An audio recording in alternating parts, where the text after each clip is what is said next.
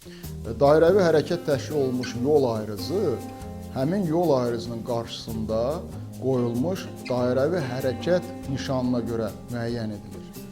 Azərbaycan Respublikasının yol hərəkəti haqqında qanunun 42-ci maddəsinin 15-ci bəndində deyilir ki, yol nişanları ilə hərəkət üstünlüyü müəyyən edilməmişdirsə, dairəyə daxil olan sürücü dairədə hərəkət edən nəqliyyat vasitələrinə yol verməlidir. Yəni, dairəvi hərəkət nişanı quraşdırılmışdırsa, bu o deməkdir ki, istənilən halda sürücü dairəyə daxil olarkən dairədə olan nəqliyyat vasitələrinə yol verməlidir.